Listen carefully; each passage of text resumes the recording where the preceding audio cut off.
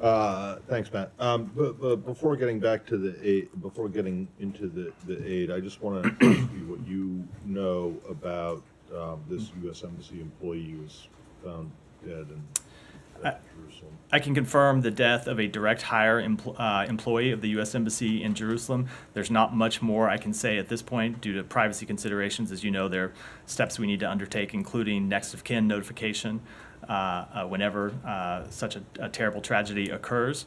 But it's an incident that is under investigation, and I do just want to be clear, that's a step that always happens when someone dies, and there are no indications of foul play. Okay, but when you say a direct hire, what does that mean?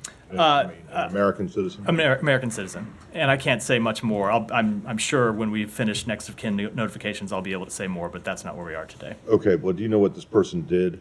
Again, due to the privacy and respect for the family, it's not something I can say today. Be happy to get into it once we've completed that process. All right, and then back to unless someone else wants to go on that, just back on the aid situation. So you know that Benny Gantz is in town and meeting with the vice president and people at the White House today and with Secretary Blinken tomorrow. How focused are these discussions going to be on the aid situation, which you just said was intolerable? So it will be at the top of the agenda. I won't speak in detail as to what the Vice President, the National Security Advisor, will discuss with the minister. I'm sure that they will provide readouts and speak to those meetings at some point. But I can tell you it is at the top of the agenda. It will be at the top of the agenda when Secretary Blinken meets with Minister Gantz tomorrow.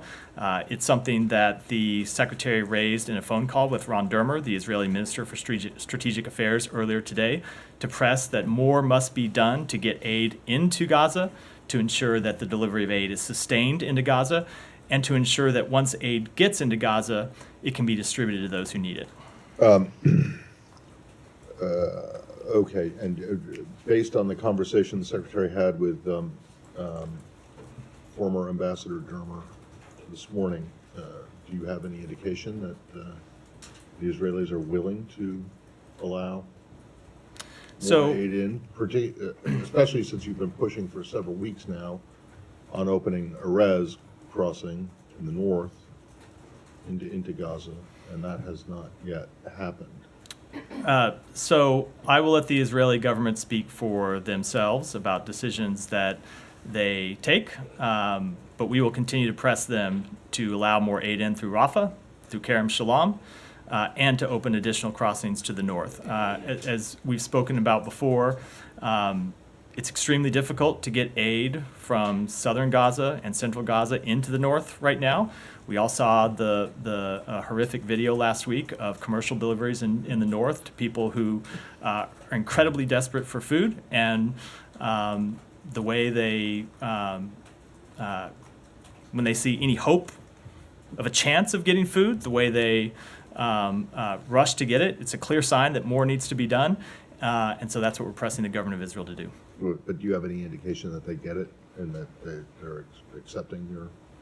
Again, I don't want to speak for them, but it's something we're continuing to press. I'm not asking you to speak for them. I'm asking you to tell me whether, or tell everyone here what, whether or not you think that your arguments are having an impact. It is an issue that we remain incredibly focused on. The government of Israel tells us, as they say publicly, that they want to ensure that aid gets to those who need it. But ultimately, as you've heard us say when it comes to other matters, it's the results that matter, not the intent. And right now, not enough aid is getting in, and not enough aid is getting distributed, and that needs to change. Thanks. Mary.